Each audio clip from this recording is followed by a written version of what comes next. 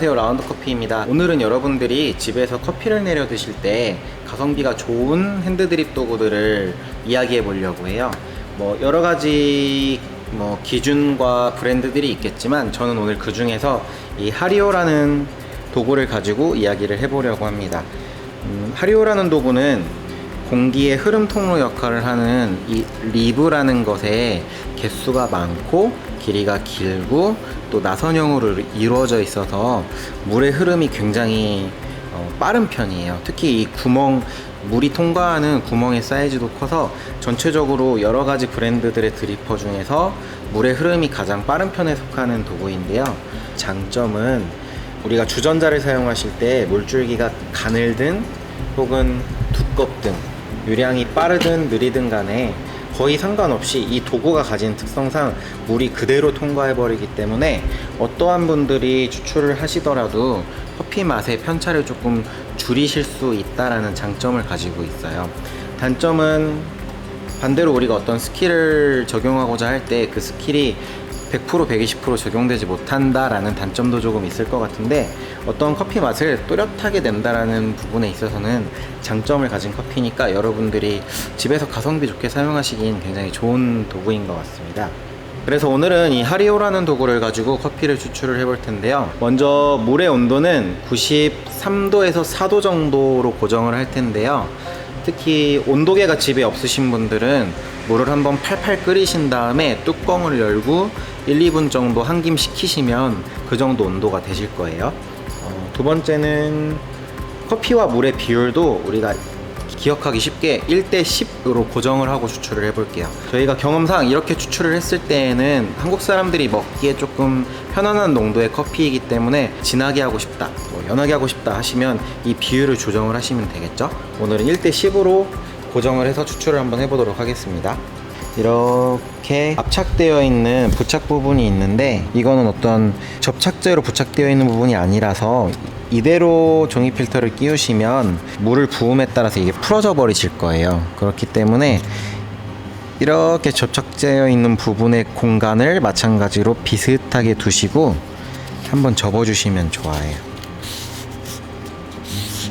만약에 이런 접착 부분이 하나 혹은 두 개로 되어 있는 필터들은 한 번 하고 또 다른 한 번으로 접어주시면 돼요. 드리퍼와 이 필터가 이격이 없게끔 잘 부착을 해주시고, 이 상태에서 저희는 오늘 200ml 정도의 커피를 추출을 해볼 거고요. 원두는 20g 정도를 계량을 해볼게요. 그래서 핸드밀이나 글라인더를 사용하실 때에는 앞서서 내린 커피들이 글라인더에 항상 남아있을 수 있으니까 일부의 커피를 글라인더 혹은 핸드밀에 넣고 밀어내 주셔야 돼요.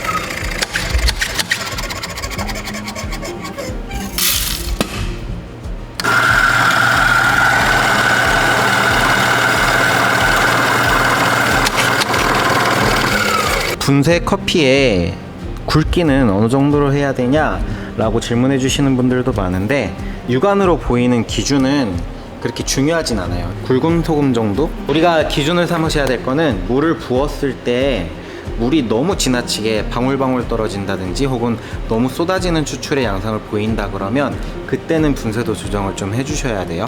너무 쏟아지면 조금 가늘게, 그 다음에 너무 방울방울 떨어지면 좀 굵게 조정을 하셔서 이 드리퍼가 가지고 있는 특성 그대로 추출을 하실 수 있게만 조정을 해주시면 돼요. 이 부분은 에스프레소 세팅하시는 것보다 훨씬 쉬우실 거예요.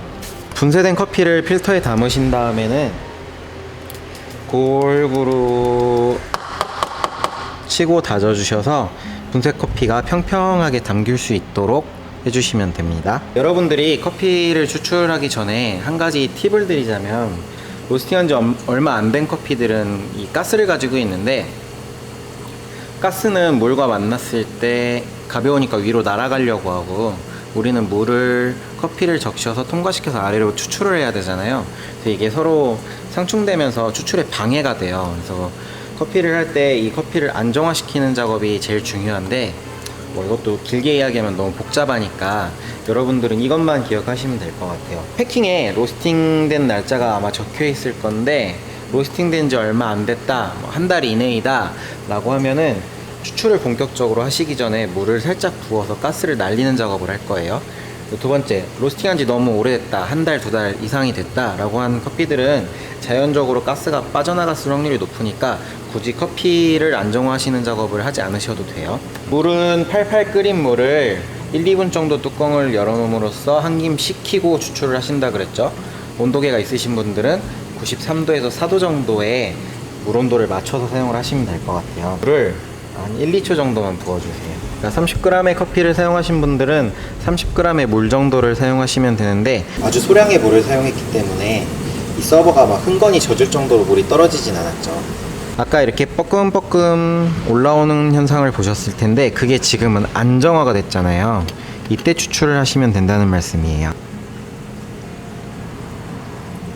그러니까 아까 뻐끔뻐끔 올라올 때 이렇게 물을 많이 부어버렸으면 그 올라오는 가스 때문에 추출이 방해가 됐을 텐데, 지금은 올라오는 게 좀 적으니까 물이 좀 더 안정적으로 물과 커피가 만나서 추출이 이루어질 수 있다는 말이에요.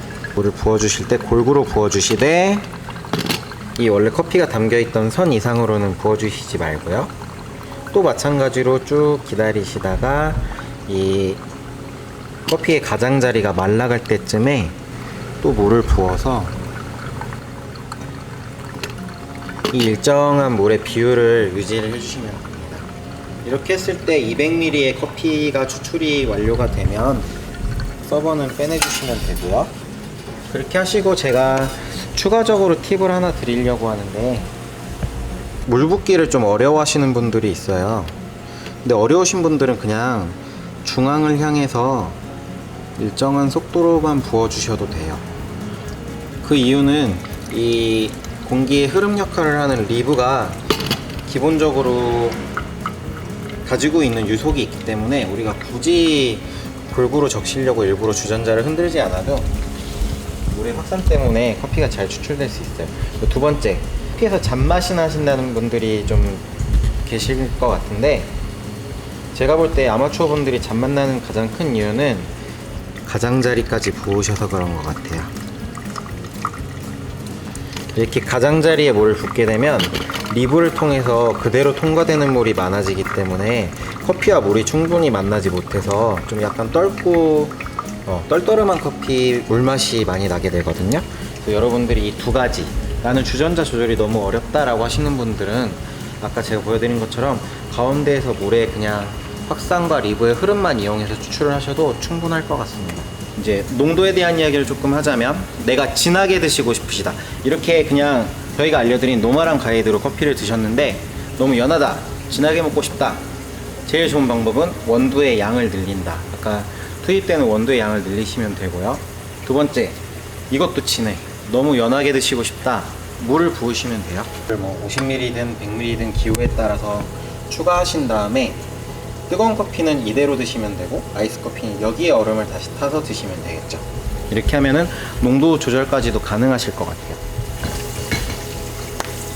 자, 오늘은 그래서 몇 가지 가성비가 좋은 도구들 중에 제가 생각할 때 제일 추출 변수가 적은 하리오라는 도구를 가지고 커피를 내려봤어요. 또 여러분들이 집에서 내려 드실 때 최대한 변수가 적게끔 몇 가지를 고정값으로 두고 추출을 해봤고요. 그렇게 했을 때 뭐 질문사항이나 의문사항이 드시는 분들은 댓글 달아주시면 제가 또 답변 드리면 되니까 질문 남겨주시면 될 것 같습니다. 자, 이상으로 라운드 커피였습니다. 감사합니다.